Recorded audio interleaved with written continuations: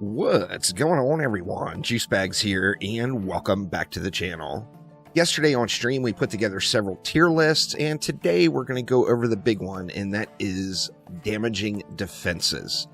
Now, the guidelines for this tier list is it was in end game gear. So this is a Lycan King bonus difficulty or higher geared hero that is also fully runed. So 8 of 8 godly runes all the way around on these defenses. Now, we did take effective usage into account with this particular list. However, we did not take situational usage into account. So remember, there are certain situations or little niche spots in the game where a defense would quickly become S tier. Bowling balls on the stairs on the temple, for example, are just a seriously S tier defense. However, in its overall usage throughout the game and its effective usage, it could raise or lower the ranking of a particular defense. So let's hop right on in and go right to the bottom in the F tier. Starting off in F tier, we have got the Mage.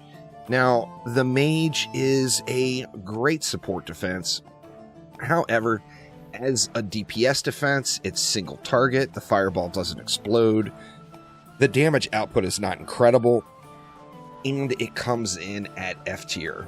Personally, I think this one is a little debatable, as there are a few C tier defenses that I think could potentially be ranked a little lower to this one. However, this was everyone's opinion from chat, and there will be spots throughout the list where I think the placement is a little bit debatable. But the Mage is in at the bottom of the barrel in F tier. Next up, we have the Proton Beam. The Proton Beam is such a powerhouse.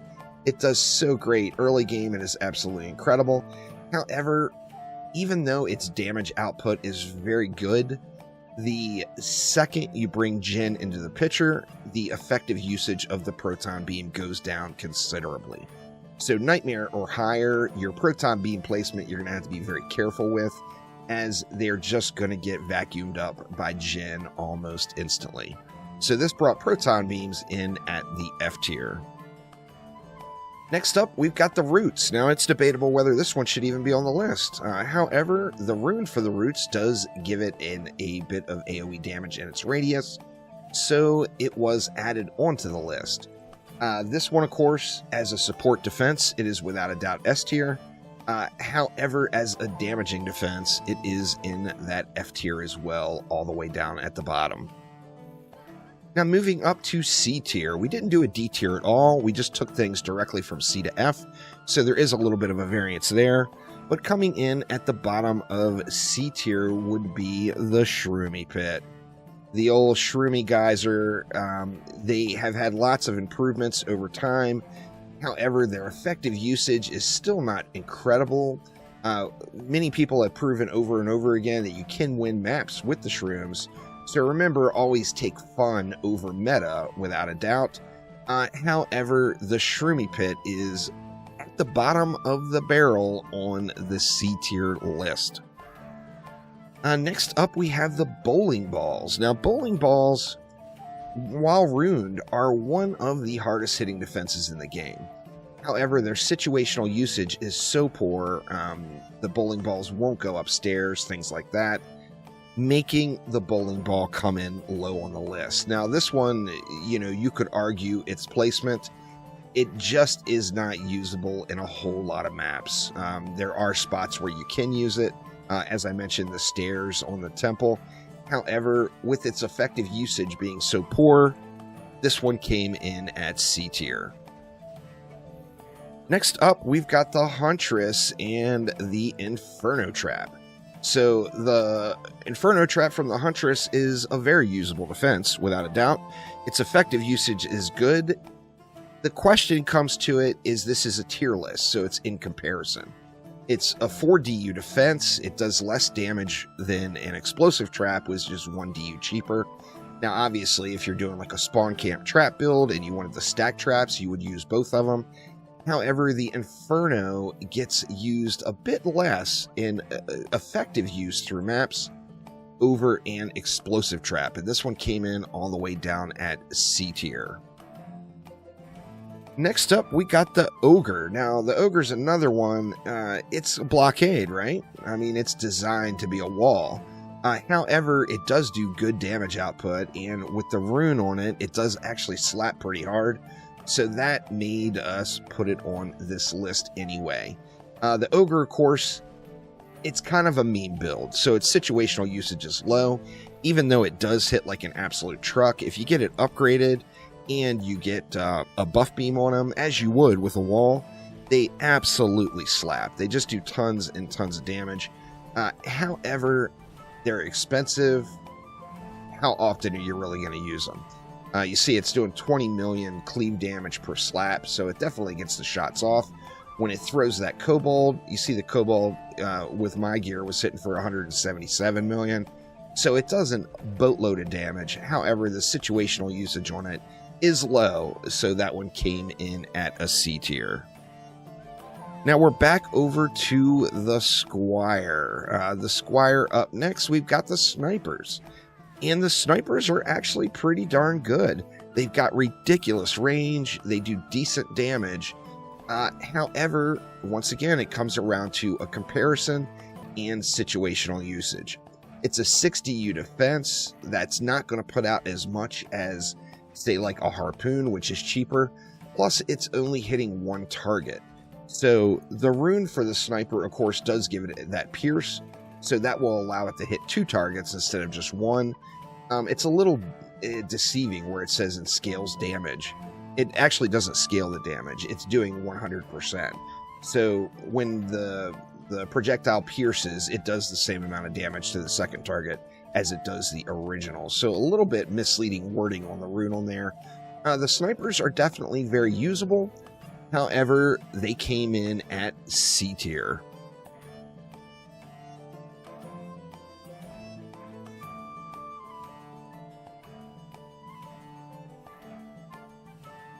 Next up, we've got the Archers. Now, the Archers are without a doubt an S tier blockade or wall.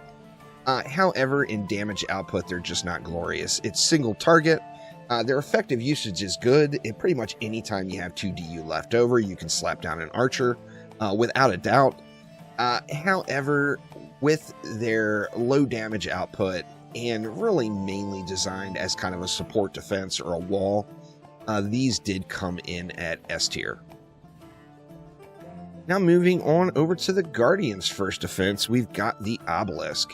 Now the rune for the Obelisk makes it an AoE in the circle that's around there. Does a nice little bit of damage. However, the damage output on it is not incredible. The targeting on it is a little bit suspect. Even when you have it set to a certain tower type, it seems like it locks on fairly long to particular targets and doesn't move to the correct targets that you want it to hit. It's definitely a very usable defense. It's 4 DU, and with just its effective usage, it comes in a little bit lower, and it is at the top of C tier, but it is in C tier nonetheless. Now back over to the Squire for the Slice and Dice. The Slice and Dice is no doubt an absolute beast with the rune. It does an enormous amount of damage. The rune, of course, makes the Slice and Dice so that it is a kind of a ghost tower, which means enemies will just pass right through it. Nothing is going to hit it. So it's just going to roll right on past. You can get some damage on these from like cobalt explosions if kobolds are blowing up on them. However, it's very, very niche. To be honest, I was surprised it came in at the top of C tier, but folks voted it up to the very top of the C tier just because it is a powerhouse. Now, once again, for effective usage, I think this one, it drops it many, many tiers. As it is really, really good at its damage output. However, how often are you actually going to use these other than just having a little fun or memeing it out? And now we move over to the Apprentice. The Apprentice's very first defense came in at B tier, so the Apprentice is just a pretty darn solid builder overall. the magic missiles. The magic missiles were at the bottom of B tier. It's 2 DU, so its effective usage is really good. You could throw it anywhere. Additionally, the rune makes the magic missile bounce. It bounces up to 5 times. It can bounce a very nice range and does an incredible job. It does really, really good against flyer lanes. It didn't come in higher than the bottom of B tier. However, it is in the B tier. Next up, we've got the Poison Dart Tower. The Poison Dart Tower is definitely a nice addition to the game. I know there's some folks that prefer to have the Darkness Trap over it. However, it does do a fairly decent job. Its DPS output is okay. It's definitely good. Its situational usage is not bad as well. What hurt the Poison Dart Tower is comparing it to other 5DU defenses. So it did come in low on the B tier list. That is the Poison Dart Tower. And then next up, we've got the lovely Flame Burst Tower. The Fireball or Flame Burst Tower, the rune for it turns it into a single target defense and makes it hit like an absolute truck. 800% damage for the loss of it being single target. So it brings its effective usage way through the roof. It's probably one of the best non-wall hack single target defenses really in the game, as far as being 4DU and the output that you get out of it. It's absolutely incredible. However, the rune, although it does jack the damage way up, it converts it to a single target defense. One of the big powers of the Flame Burst Tower, of course, is its Fireball Explosion and the AoE available on it. So the Flame Burst Tower came in at right in the middle of B tier. And then we've got the lovely Siren. The Siren rune, of course, makes this an S tier defense without a question. However, this was a damaging defense list, not a support list. So as a DPS or damaging defense, the Siren is AoE damage. It's 4DU. It does okay damage output. It's not bad. Of course, you can change the targeting on it. Its effective usage is huge, just because, it does have such massive support value. However, as far as a damaging defense, this one got voted in directly in the middle of B tier. Back over to the Guardian for the Holy Cannon. The Holy Cannon is absolute beast, y'all. I'm surprised this one didn't come in higher. The rune for the Holy Cannon does pretty darn good. Radiant Outbreak. It gives a 60% chance for the dot that the Holy Cannon leaves behind to transfer to 3 nearby enemies. One of the things that hurt the Holy Cannon, kind of ineffective usage, is its large footprint. It does have a very large footprint. It's hard to stack a bunch of them together. You can get them kind of close, but just that base of them is very, very large. This one came in the upper end of B tier. I'm surprised it wasn't higher, to be honest. I personally think this is a solid A tier defense. However, B tier is where it landed. Now moving on along to the Thunder Spike. The Thunder Spike is a powerhouse, no doubt. The rune for it is ridiculous. Extra spiky, of course, is the rune. Has a 50% chance to reset its cooldown, meaning machine gun fire, and it can rip off some shots pretty darn quickly. So, it's a RNG element is the thing. It's a 50-50 chance. I've seen it go off as far as like 8 or 9 shots in a row. Just bam, bam, bam, bam, bam. And its situational usage is through the roof. You can use Thunder Spikes that are fused, obviously, and all decked out to AFK quite a few boss maps, to insta-kill bosses. But it is very niche usage. So, although it is quite the powerhouse, it came in at the top end of B tier. Next up, we've got the Heat Cannon. Now, this one I think is so arguable, but I do understand why it came in where it did. Now, it did come in at the very top of B tier. It's a 5DU defense that just absolutely shreds. The rune for it, of course, Immolation, gives the Heat Cannon a dot, which is 250% tower damage every second for 5 seconds. the heat cannon just does ridiculously good. It just absolutely screams. So the issue with the heat cannon, of course, is it requires a butt or butt something else. If you take a heat cannon and you throw a character on top of it with a striking gemstone, then of course its range goes way up and its effective usage goes through the roof. In niche situations, the heat cannon is without question an S tier defense. Thinking foundries and forges, it's just absolutely incredible in niche situations. But the heat cannon came in at the top of B tier. I personally think this one belongs in A tier. It's such a good defense, but with that short range and its situational usage, I do understand why it got voted in lower. And now moving up to the A tier, we've got the explosive trap. Oh yeah, the explosive trap is just a powerhouse. Its effective usage is through the roof. It does so many wonderful things. Now, of course, its rune gives it support benefits, which don't give it any additional value in a DPS situation. However, the explosive traps are relatively low maintenance. You will have to throw some repairs or upgrades on them, but you're going to want to upgrade these anyway to get the maximum power out of them. And they just do absolutely incredible things. They're kind of the answer in mix mode to skeletons. Anytime you have a skeleton build up, an explosive trap will just ruin all of those skeletons. Additionally, it comes in at 3 DU, so it's super easy to use. This one was listed in at an A tier defense. And next up, the Spider. Now remember, this was a damaging defense tier list, where as a support defense, the Spider definitely comes in super, super high. As a damaging defense, it's still really, really good. In fact, I've got a few kind of meme builds planned to try out with Spiders. The situational usage of it is absolutely incredible, no doubt about it. Additionally, it is AoE, so it is going to hit all of the targets. Now, with the recent update, the targeting got adjusted, which helped it considerably. You see, like in the past, it would never have been able to hit these targets right here. But remember, it is an AoE defense. It does pretty good damage output. Its main benefit is as a support defense with the slow and with the debuff on enemies. However, the Spiders are definitely an A tier defense without a doubt.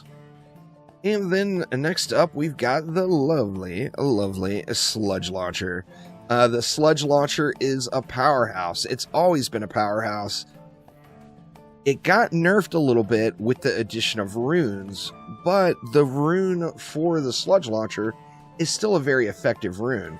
You look at it, a lot of people are turned off by the cooldown of 5 seconds. However, realize that it lasts 5 seconds, the sludge pull on the ground. So the uptime on it is really close to 100%. You can see the area of effect of the sludge on the ground and its countdown timer going. And you see the second it disappears, it just basically reforms. So the longest you would have to wait is for just another projectile to get there. The uptime on it is absolutely huge. However, although the dot on the ground does do damage, you see it's doing 40% tower damage to enemies with that sludge pull that's sitting. One of its biggest functions is as a support defense with that sludge pull. So the Sludge Launcher came in right at the middle of A tier. I think this is another very debatable one. There's not a map in the game that you can't win with Sludge Launchers. Now, saying it's an A tier defense still makes it pretty damn good, right? But the Sludge Launcher really can be used on every single map. However, this one got voted in at A tier, and that is where the Sludge Launcher landed. Now we're back over to the Apprentice for the lovely DST. I think this one is terribly misplaced on the list, in my personal opinion.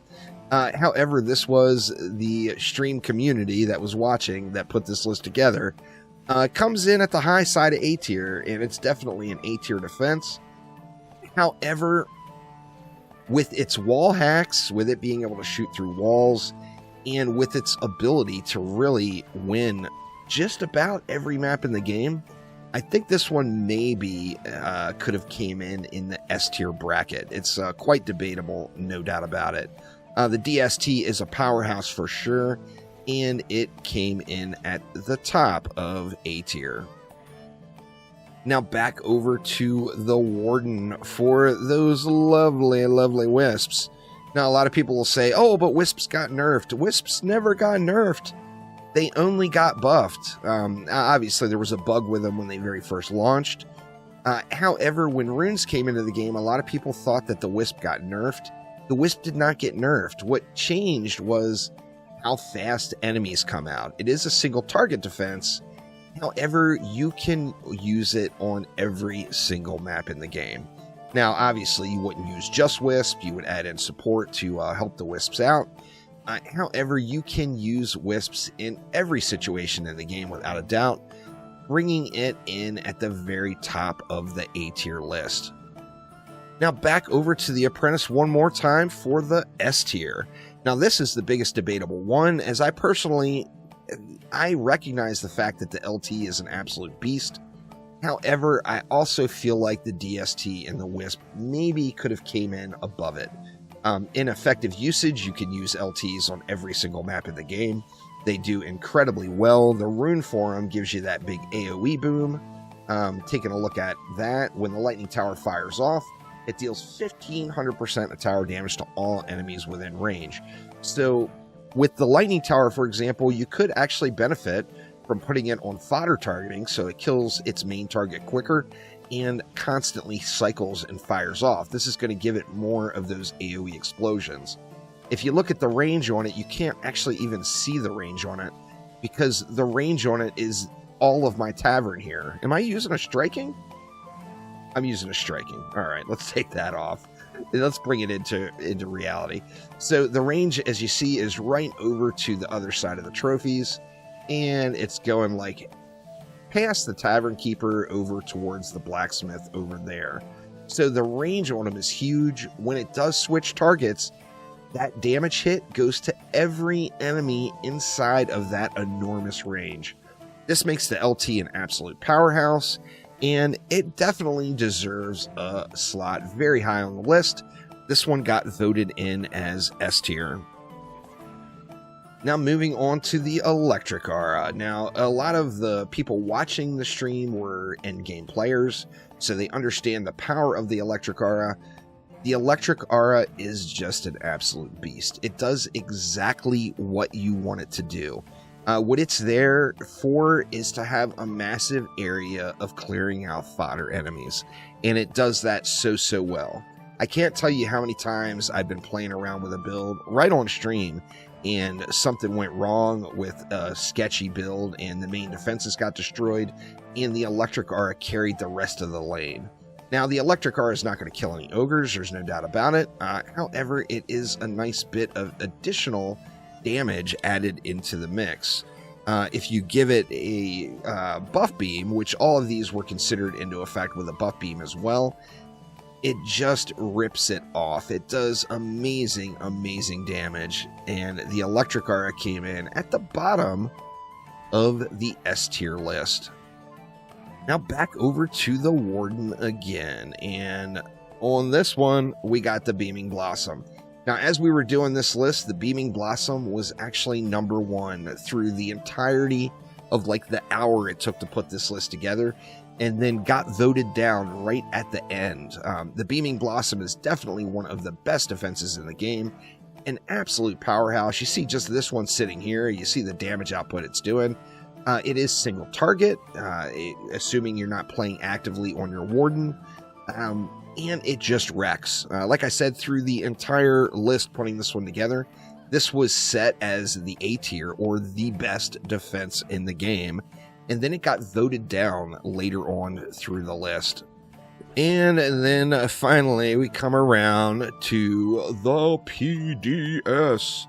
Aramir likes to call these cheat codes, and they just do incredibly well. You can't do a tower tier list for Dungeon Defenders Awaken and not have the PDS in S tier.